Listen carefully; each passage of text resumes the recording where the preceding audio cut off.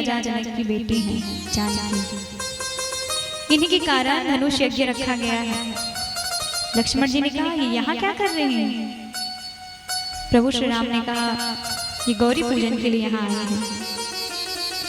और एक आम के पल्लों के पीछे से छुप करके मैया जानकी प्रभु श्री राम को देख रहे हैं और प्रभु श्री राम माँ जानकी को।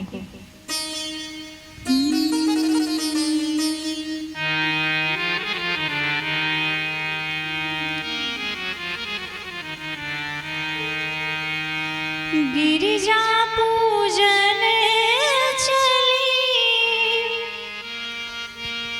गिरिजा पूजन चली, सिया सुकुमरिया नजरिया लड़ल राम से, बीच फूलवरिया नजरिया लड़ल राम से, बीच फूलवरिया नजरिया लड़ल राम से, बीच फूलवरिया नजरिया लड़ल राम से। गिरिजा पूजन चली, गिरिजा पूजन चली, सिया सुकुमरिया नजरिया लड़ल राम से, बीच फूलवरिया नजरिया लड़ल राम से। बीच फूलवरिया नजरिया लड़ल राम से, बीच फूलवरिया नजरिया लड़ल राम। बीच फूलवरिया नजरिया लड़ल राम से, बीच फूलवरिया नजरिया लड़ल राम से।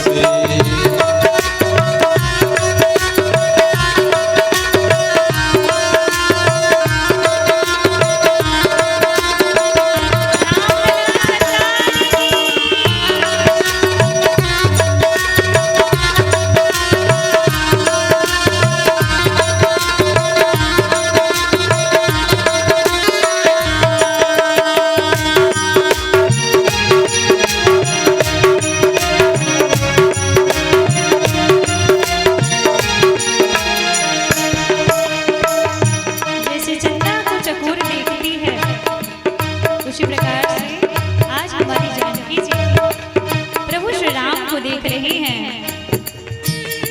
चंदा के नीरे जैसे चकोर हो, वैसे नीरे सिया राम जी की ओर हो, वैसे रे सिया राम जी की ओर हो, वैसे रे सिया राम जी की ओर हो। चंदा के नीरे जैसे चकोर हो, वैसे नीरे सिया राम जी की ओर हो। ऐसे रे सिया राम जी की ओर हो, ऐसे रे सिया राम जी की ओर हो। मुख से न बोले सिया, मुख से न बोले सिया, मधुर वचनिया नजरिया लड़ल राम से, बीच फूलवरिया नजरिया लड़ल राम से। बीच फूलवरिया नजरिया लड़ल राम से, बीच फूलवरिया नजरिया लड़ल राम से।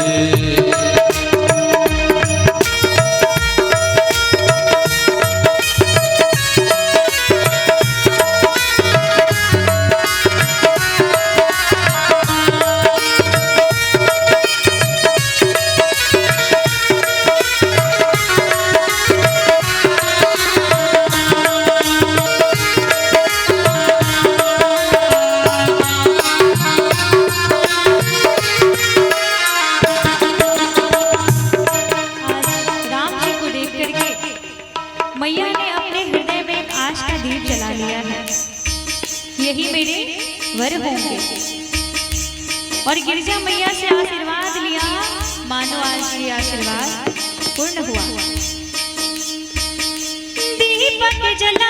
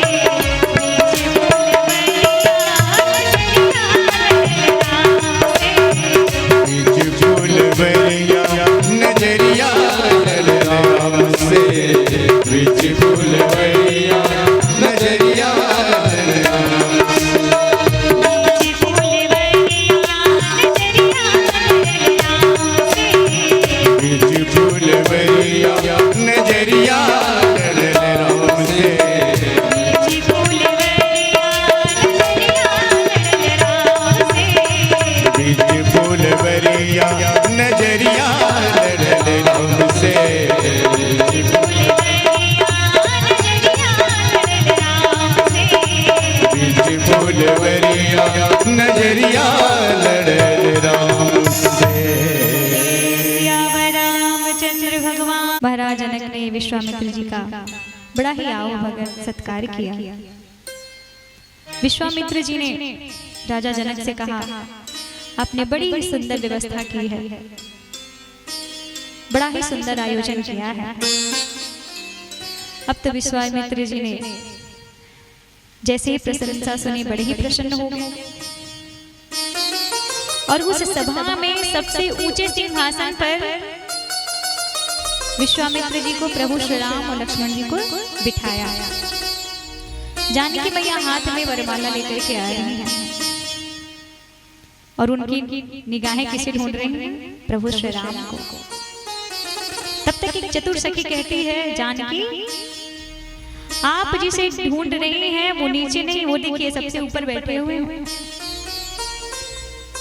और जैसे ही जानकी मैया ने ऊपर दृष्टि डाली, देखा विश्वामित्र जी के एक बगल में प्रभु श्री राम और दूसरी ओर प्रभु श्री लक्ष्मण बैठे थे।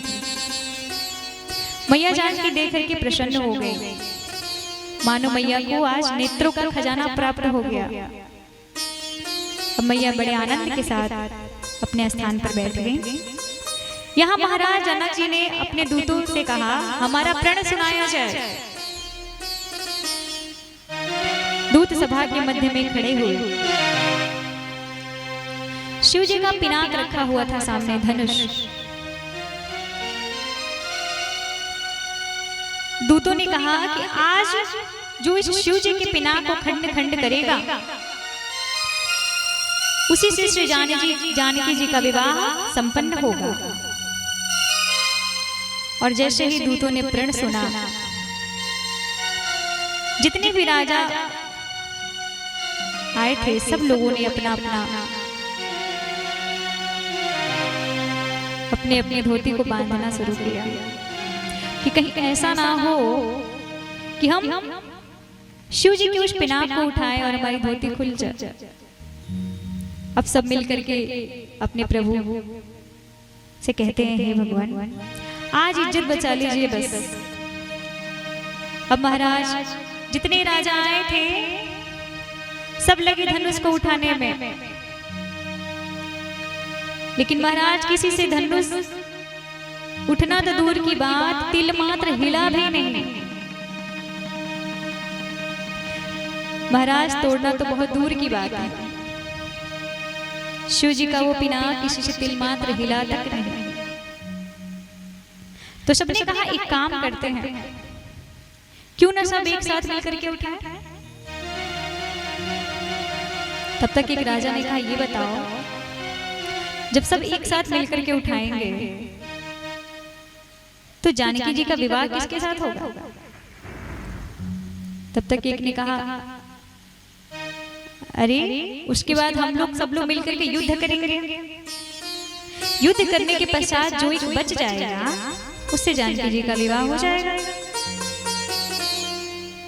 अब सब राजा दौड़ पड़े एक साथ उस धनुष को उठाने के लिए कि भूप सहस दस कही बारा, भूप सहस दस कही बारा, चली उठावन करत नटारा, लगे उठावन करई नटारा,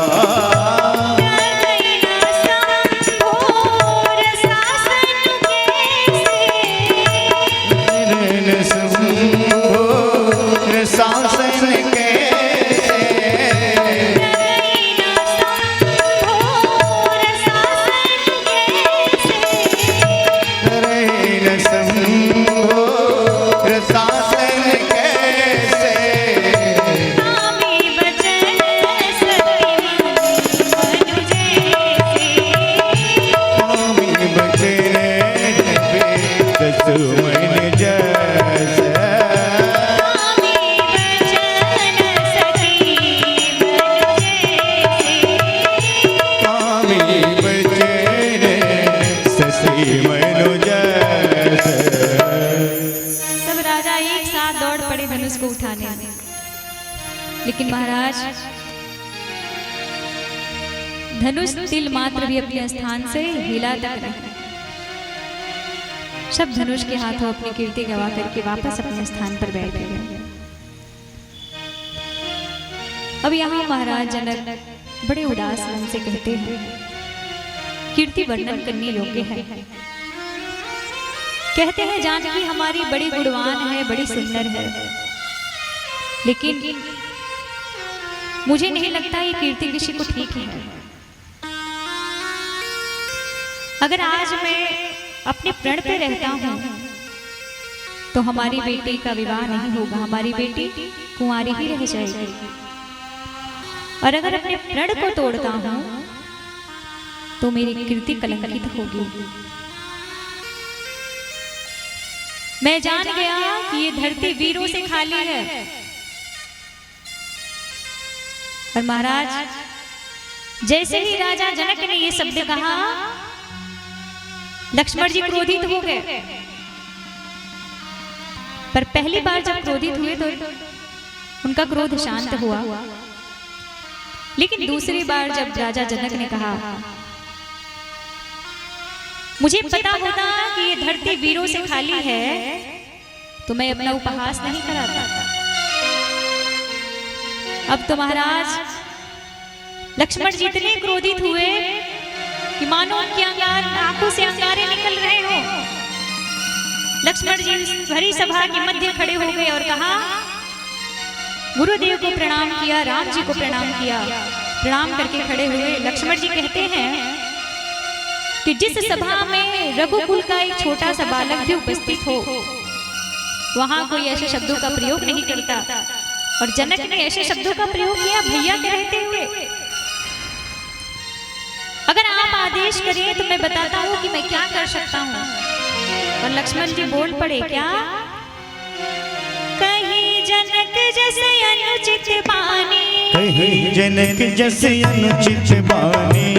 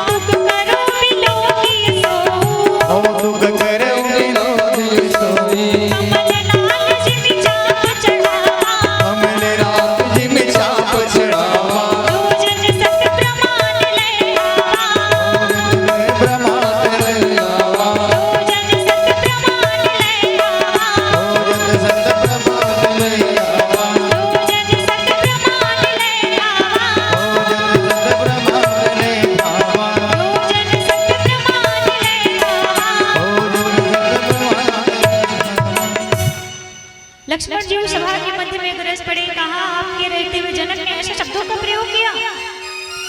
जिस प्रकार से एक छोटा बच्चा अपने हाथ में गेंद को उठा लेता है, उस प्रकार मैं इस पूरे ब्रह्मांड को अपने हाथ में उठा लूं। और इन्होंने धनुष तोड़ने की बात कही। मैं तो कहता हूँ यदि आप आज्ञा दें तो मैं बताता हूँ मैं क्या कर सकता हूँ। मैं अभी तुरंत शिव जी के पिनाक पर योजन प्रत्यंचा चढ़ाऊंगा और इस धनुष को खंड खंड करके दूर ब्रह्मांड तक ले जाऊंगा। और मैं लक्ष्मण यदि ऐसा ना कर पाऊं तो ये लक्ष्मण आपके चरणों की सौगंध खा करके कहता है, भैया आज से लक्ष्मण धनुष धारण नहीं करेगा। अब तो जैसे ही लक्ष्मण जी गरजे, जनक जी प्रसन्न हो गए। विश्वामित्र जी कहते हैं, राम लक्ष्मण जी को बुलाइए,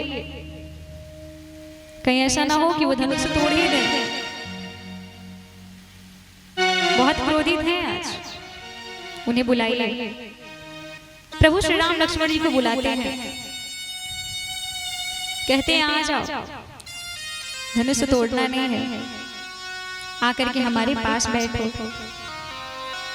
राम जी बोल पड़े क्या कि सुयन रघुपति लखनऊ निवारो,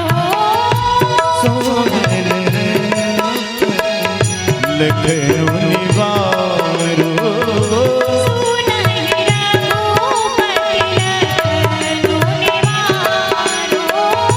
सोनहि रघुपति लखनऊ निहारो,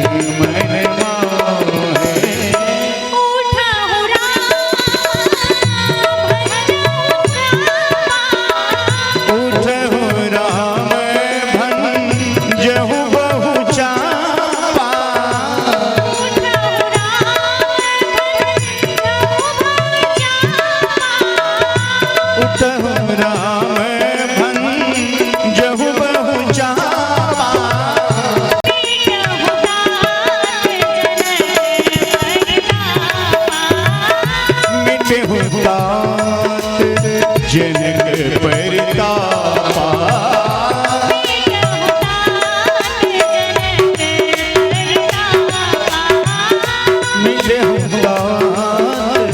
जनक परितापा।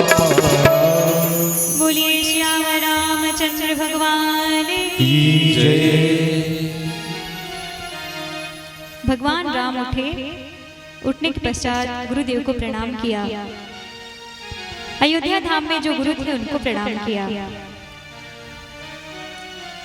जब धनुष के पास प्रभु श्री राम आए, आने के बाद धनुष की 5 बार परिक्रमा किए। तो मां जानकी का एक एक क्षण बिताना मुश्किल था। मां जानकी धनुष भगवान से निवेदन करते हैं कि प्रभु आप हल्के हो जाइए। धनुष भगवान कहते हैं कितना, 1 किलो? मां जानकी ने कहा नहीं, और हल्के हो जाइए। कहा कितना, आधा किलो हो जाए? मां जानकी ने कहा नहीं, और हल्के हो जाइए। अब धनुष भगवान ने कहा जब इतना वजन नहीं उठा सकते तो ये धनुष क्या तोड़ेंगे? मां जानकी कहती हैं हम अपने नाथ के स्वभाव को जानते हैं। कब जाना? जब वो वाटिका में पुष्प ले रहे थे तो पुष्प लेने में भी उन्हें पसीना टपक रहा था।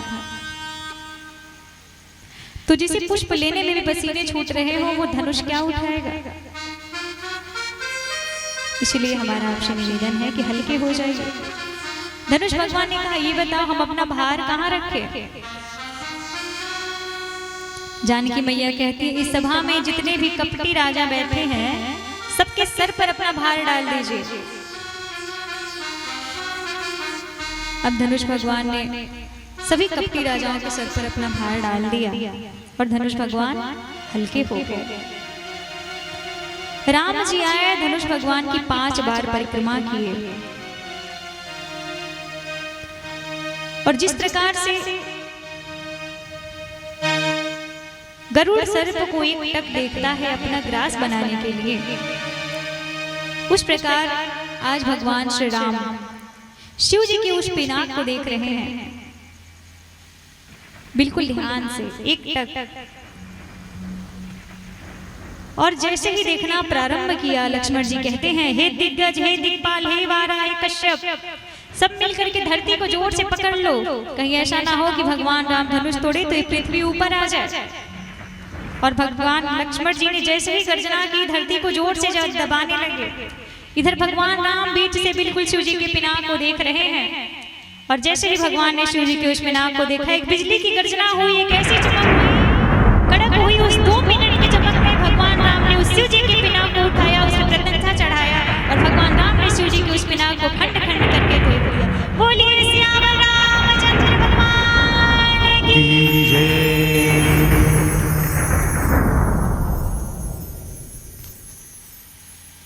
भगवान श्री राम ने धनुष को तोड़ा। गोस्वामी जी कहते हैं शांत हो जाइए। आज प्रभु श्री राम ने शिव जी के उस धनुष को खंड खंड किया है। अब तो चारों तरफ हाहाकार मच गया। महाराज जनक ने आदेश दिया जानकी जी को लाया जाए।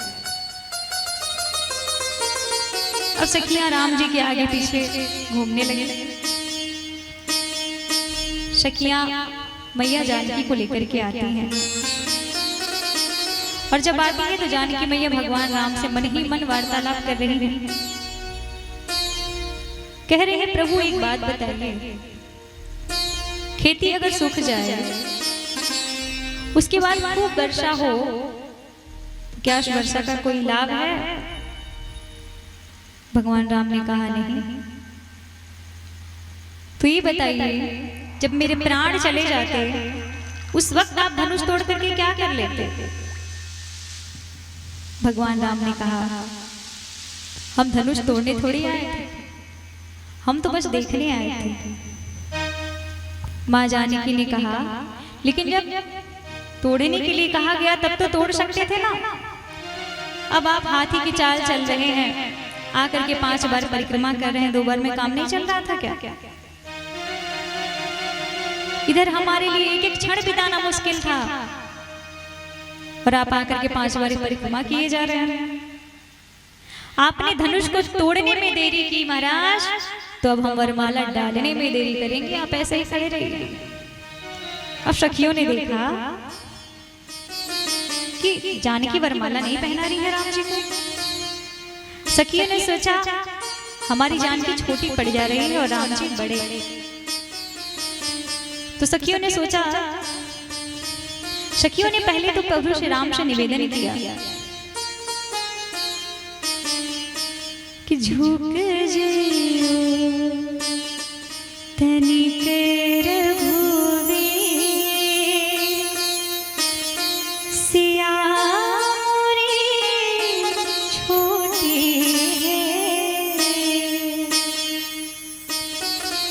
जैसे ही सखियों ने प्रभु श्री राम को झुकने के लिए कहा, लक्ष्मण जी ने कहा भैया झुकना नहीं है, आज अगर झुक गए तो जिंदगी भर झुकना पड़ेगा। सखियां जब झुकने के लिए कहे तब लक्ष्मण जी मना कर दें। एक सखी ने कहा ये छुटका जब तक यहाँ रहेगा तब तक ये झुकेंगे नहीं। तो एक सखी ने कहा आप राम जी से दूर चले जाइए, राम जी को अकेला छोड़ दीजिए। प्रभु लक्ष्मण जी ने कहा जब से जन्म लिए हैं तब से भैया के संग में हैं, आज तक किसी ने अलग नहीं किया, तो आज कैसे अलग हो जाए? हम नहीं होंगे। तब सखियों ने प्रभु श्री राम से कहा प्रभु अब आप ही अपने भैया को समझाइए। लक्ष्मण जी कहते हैं भैया क्या कह रहे हैं, चले जाए। राम जी ने कहा देखो अब यहाँ तो हम कुछ बोल नहीं पाएंगे, भाई ससुराल है, तब ये जो कह रहे हैं वो मानना ही पड़ेगा, तुम दूर चले जाओ। और लक्ष्मण जी दूर हो गए। अब जैसे ही सखियां प्रभु श्री राम को झुकने के लिए कहे, लक्ष्मण जी कहते हैं झुकना नहीं है। एक सखी कहती है देखो दूर हैं फिर भी अपना काम कर रहे हैं। अब लगी सखियां भगवान श्री राम को गाली देने, लगी सुनाने, कहीं देखो ये कैसा काला कलूटा दूल्हा आया है। अरे हमारी जान की इतनी गोरी गोरी, अरे काला कलूटा दूल्हा कहाँ से आ गया? अब प्रभु श्री राम को तो बड़ी शर्मिंदगी महसूस हुई। भगवान राम ने शर्म के कारण अपने सिर को झुका लिया और जैसे ही सिर को झुकाया एक सखी ने कहा, जानकी यही सुंदर अवसर है, पहनाओ वरमाला। और जैसे ही प्रभु श्री राम ने सिर को झुकाया, जानकी जी ने वरमाला डाल दी। बोलिए श्याम रामचंद्र भगवान की। सखिया लगी गाने क्या?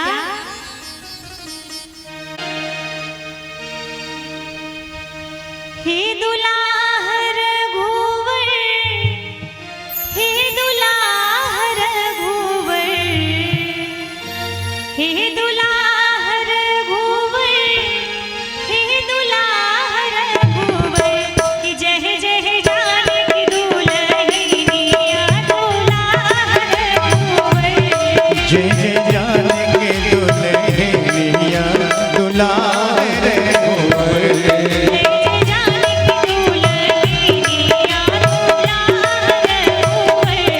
जय जय जानकी दुल्हनिया दुलाहर घूवर।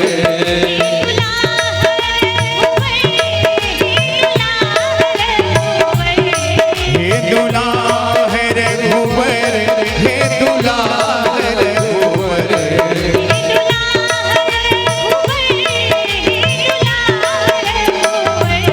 हे दुलाहर घूवर, हे दुलाहर घूवर। जय जय जानकी दुल्हनिया दुलाहर घूवर।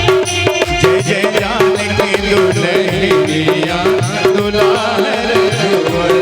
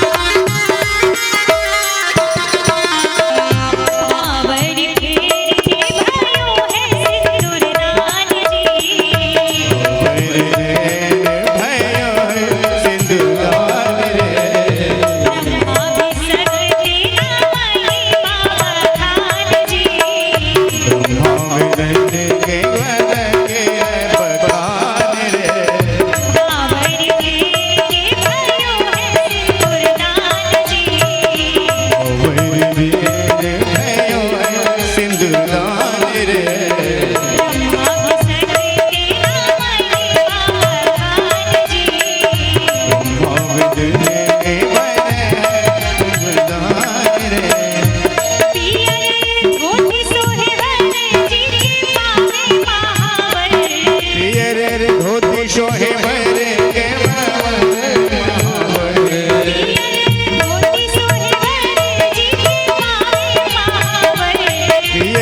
धोती शोहे भर के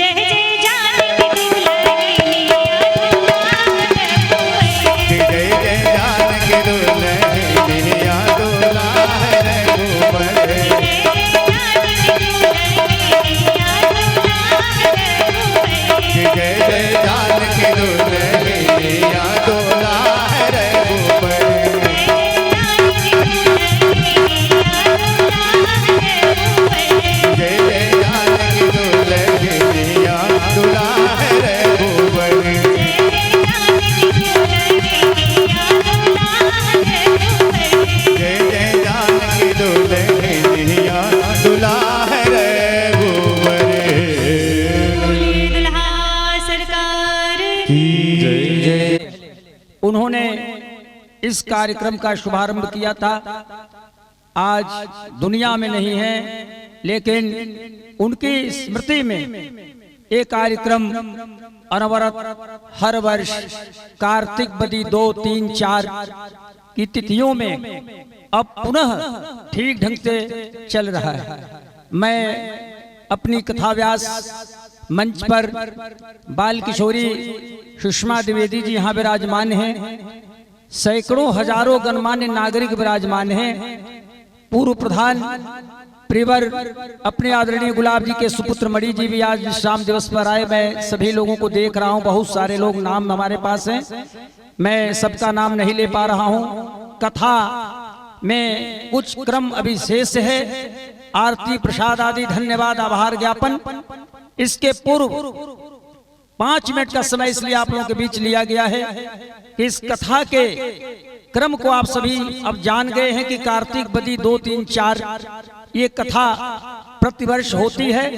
एक सज्जन थे जिनका नाम था नंद मोहन राम जी, जिनको लोग बालजी कहते थे, बहुत लोग बायोलॉजी कहते थे। उन्होंने मानस सत्संग परिषद बनाया था और उसके संस्थापक मंत्री रहे और उस पद पर रहते हुए इस संसार से चले गए। अपने गाजीपुर से भी यहाँ आते जाते थे। तो मैं समझता हूँ कि चाहे बटुकनाथ त्रिपाठी हो या अपने त्रिवेणी दत्त उपाध्याय हो, श्री नंदमोहन राम जी हो, मैं समझता हूँ ये सभी स्वर्ग में पहुंचे हैं।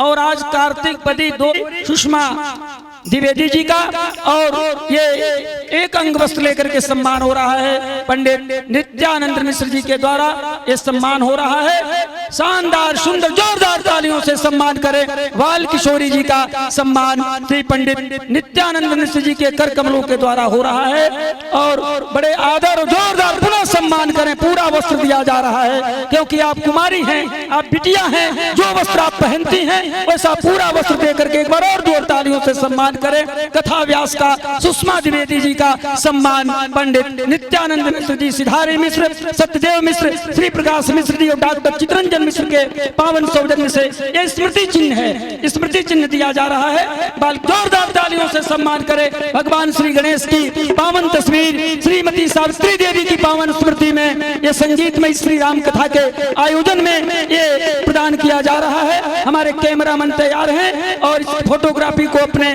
दिल में बसा लेना। श्री रामचरितमानस की पावन पोथी श्री पंडित नित्यानंद मिश्र जी के पावन हाथों में श्री रामचरितमानस की पावन कथा और ये पावन पोथी श्री रामचरितमानस अकबर के कालखंड में लिखी गई। जोरदार तालियों से सम्मान करें। रामचरितमानस की पावन पोथी जो अकबर के जमाने में लिखी गई और गुलामी से मुक्त कराया था, ऐसी मानस की पोथी, स्मृति चिन्ह। और अब बाल कुमारी हैं और लिफाफे में द्रव्य देकर के पैर छूके प्रणाम किया और आशीर्वाद लिया। अब मैं दूसरे क्रम में ये जो क्रम है, मैं चाहूंगा कि जो हमारे कलाकार हैं इनका सम्मान हो रहा है श्री नित्यानंद मिश्र जी के द्वारा। एक कलाकारों में सबसे पहले डब्लू बाबा, जोरदार तालियों से सम्मान करें। डब्लू बाबा का सम्मान हो रहा है जो अपने कला और गला के माध्यम से आप सबका मान बढ़ाया है। द्रव्य भी देकर के सम्मान किया जा रहा है। हमारे ये चंदन जी का सम्मान हो रहा है। तालियां बजाते रहें क्योंकि कलाकारों का सम्मान हो रहा है, इसमें कोई कंजूसी नहीं होनी चाहिए। और सम्मान हो रहा है हमारे प्रियवर राविंश जी का। राविंश, चंदन और डब्लू बाबा का सम्मान किया गया। द्रव्य देकर के, अंग वस्त्र देकर के पंडित नित्यानंद मिश्र जी के द्वारा ये पावन समारोह। और स्वर्गीय राम बहादुर पांडे जी के सुपुत्र हैं कृष्णानंद पांडे वैदिक, इनका भी सम्मान पंडित नित्यानंद मिश्र जी के द्वारा किया जा रहा है। जोरदार तालियों से सम्मान करें। नौजवान कृष्णानंद पांडे जी का सम्मान हो रहा है। अब एक जो सम्मानित नाम है मैं निवेदन करना चाहता हूं, श्री पूजन प्रसाद जी जायसवाल का, जो अस्वस्थ हैं लेकिन प्रथम दिन इस कार्यक्रम में दर्शन करने के लिए आए थे। अपने बच्चों से उन्होंने कहा था कि मुझे ले चलो, मैं देखना चाहता हूं। मैं समझता हूं कि उनकी भावना थी। अब श्री पूजन प्रसाद जायसवाल जी के प्रतिनिधि के रूप में प्रियवर हरिओम भुल्लर वो अपने पिताजी का सम्मान श्री पंडित नित्यानंद मिश्र जी की तरफ से लेंगे। हरिओम जायसवाल स्मृति चिन्ह दिया जा रहा है। जोरदार तालियों से सम्मान करें। अपने पिताजी के प्रतिनिधि के रूप में अपने भाई के छोटे पुत्र हरिओम जी भुल्लर नौजवान हैं और इनके कंधों पर भारी दायित्व। जोरदार तालियों से सम्मान करें। भुल्लर का सम्मान अंग वस्त्र से हो रहा है। और हमारे बीच में हर दिल अजीज गांव के पहले नागरिक रह चुके और इस कार्यक्रम के संयोजक प्रियवर अनिल जी के नाम पर जोरदार तालियां बजाएं। प्रियवर अनिल जी हम लोगों के स्तंभ हैं और इस कार्यक्रम के और अंग वस्त्र देकर के श्री अनिल जी का सम्मान किया जा रहा है। पंडित नित्यानंद मिश्र जी के माध्यम से ये सम्मान, जोरदार तालियां एक बार पुनः बजा दें। उनका भी अंग वस्त्र के सम्मान हो रहा है। तो सम्मान अपनी बाल किशोरी जी का, अपने राविंश जी का, चंदन जी का और अपने जो है सारे डब्लू बाबा का सम्मान किया गया। भल्लर इनका जो है भुल्लर जी का और उनका सम्मान किया गया। और श्री चाचा जी ने आशीर्वाद के रूप में, सम्मान के रूप में नहीं, आशीर्वाद के रूप में मुझे भी अपना आशीर्वचन प्रदान करना उनका हृदय से भाव है। उनको मैं प्रणाम करता हूं और अभिनंदन निवेदित करता हूं श्री चाचा जी को, जिन्होंने सारे मंच को सम्मानित करने का प्रयास किया है। आप सब बोलिए श्री वृंदावन बिहारी लाल की, रामचंद्र भगवान की, कृष्णचंद्र भगवान की, सरयू मैया की, गंगा मैया की, बंदा बैरागी की, महाराणा प्रताप की, छत्रपति शिवाजी की, जय। ओम नमः पार्वती पते हर हर। अब मैं बाल किशोरी जी के श्री चरणों में निवेदन करता हूँ कि अपने कथा को आगे बढ़ाने की कृपा प्रदान करें। बाल जी को दूध पत्रिका लेकर के आए और कहा महाराज आप बारात लेकर के आइएगा। भगवान के विवाह की तिथि निकाली गई, अगहन का महीना शुक्ल पक्ष पंचमी तिथि। जो तिथि अयोध्या जी में निकली वही तिथि मिथिला में भी निकली और विवाह के 15 दिन पूर्व ही बारात पहुंच गई। जब श्रीधाम अयोध्या जी के लिए बारात चली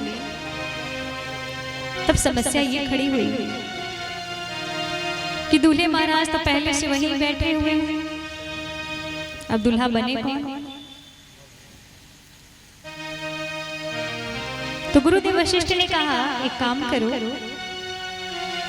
भरत को दूल्हा बना देते हैं, वो बिल्कुल राम जी जैसे दिखते हैं। अब भरत जी को दूल्हा बना दिया गया। तब तक कुछ लोगों ने कहा महाराज ये बताइए, भरत दूल्हा बन करके जाएंगे और वहां से खाली हाथ आएंगे तो अच्छा थोड़े लगेगा। गुरुदेव वशिष्ठ ने कहा उसकी जिम्मेदारी हमारी है, यहाँ से जितने भी राजकुमार जा रहे हैं ना उन सबका विवाह हम करवाएंगे, ये मेरी गारंटी है। और महाराज अयोध्या जी से बारात निकल पड़ी। प्रभु श्री राम की आज बारात निकल रही है। कौन कौन प्रभु श्री राम के बारात में शामिल होना चाहता है? क्या बात है।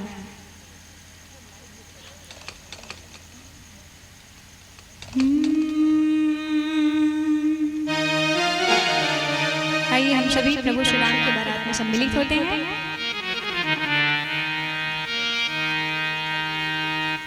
श्री राम जी की अजब बारात अवध से मिथिला चली। श्री राम जी की जब बारात अवध से मिथिला चली।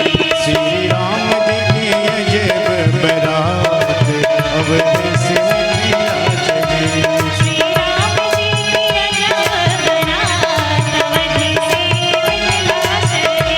श्री राम जी की जब बारात अवध से मिथिला चली।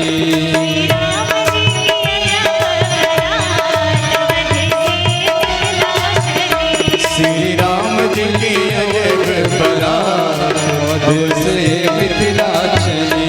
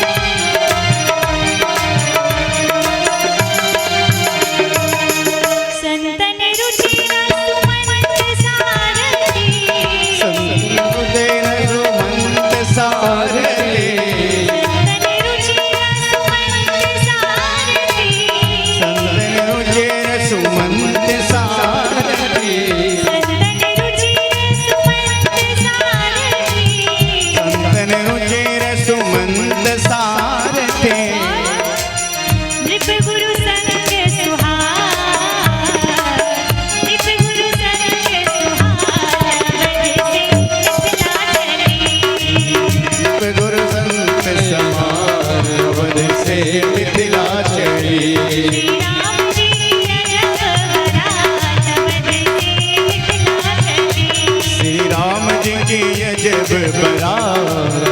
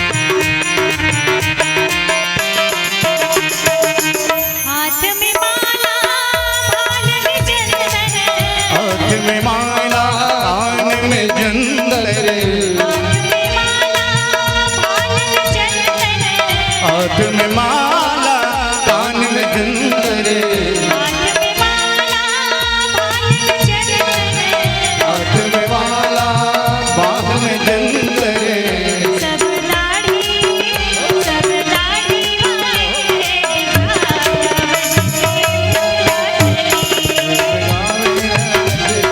लाल वध से मिथिला चले।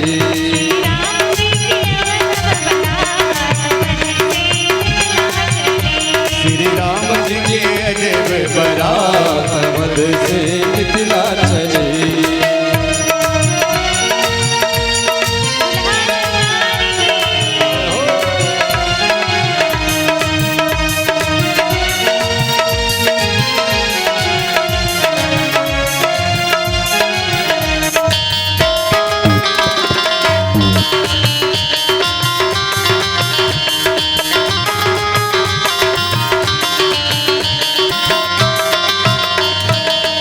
यह बारात सब भाग्य मनोहर, बारात भाग के मोर, यह बारात सब भाग्य मनोहर, यह बारात भाग के मनोहर, यह बारात सब भाग्य मनोहर। यह बारात भाग के मनोहर। केवल एक कमी है क्या? अरे नहीं दुल्हा है साथ, नहीं दुल्हा है साथ, अवध से मिथिला चले।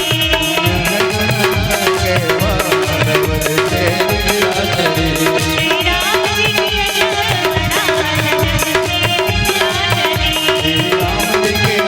बारात वध से मिथिला चले।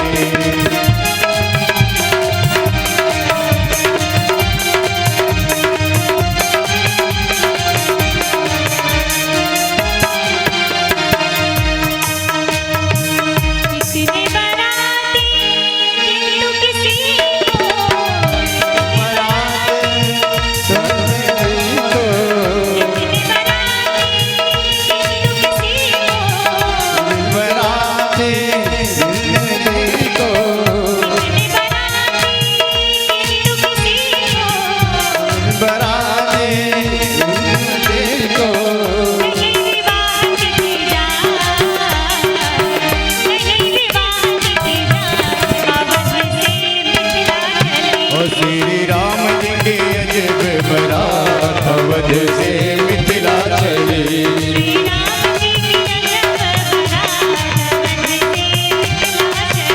श्री राम जी की अजब बारात वध से मिथिला चले।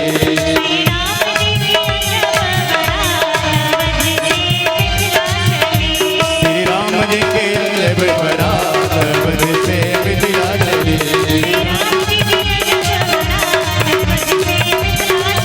श्री राम जी के अजब बारात वध से मिथिला चले। अवध से मिथिला चले। कि अयोध्या जी में पत्रिका नहीं गई थी, आप बिना बुलाए आए हैं। अब लक्ष्मण जी को लगा हम बिना बुलाए आए हैं,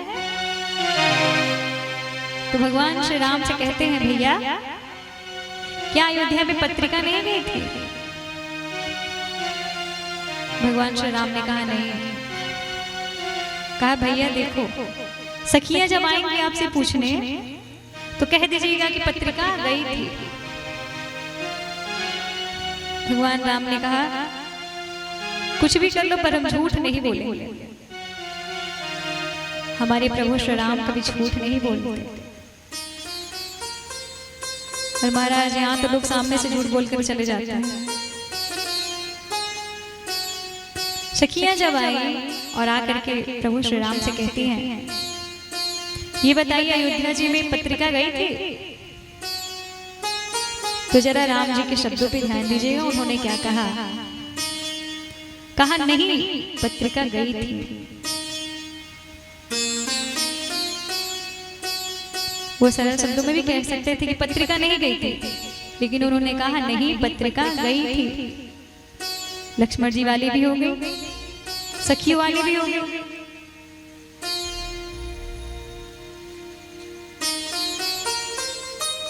अब सब आ करके सारी सखियां भगवान से खूब उपहास करती हैं, बड़े आनंद के साथ उनको लेकर के आती हैं, खूब निवेदन करती हैं भगवान से, खूब आनंद करती हैं। भगवान आज मंडप में आए, प्रभु श्री राम मंडप में आए, शाकुचार हुआ, पानी ग्रहण संस्कार हुआ, गठबंधन हुआ, 4 भावरी पड़ी। 4 भावरी के पश्चात गुरुदेव जी कहते हैं, गुरुदेव जी ने आश्वासन दिया, राम अब श्री जानकी जी को सिंदूर प्रदान करिए। और भगवान राम ने माँ जानकी को सिंदूर प्रदान किया। वो स्वामी जी लिखते हैं कि राम सिया सिर सिंदूर दे, राम सिर सिंदूर दे,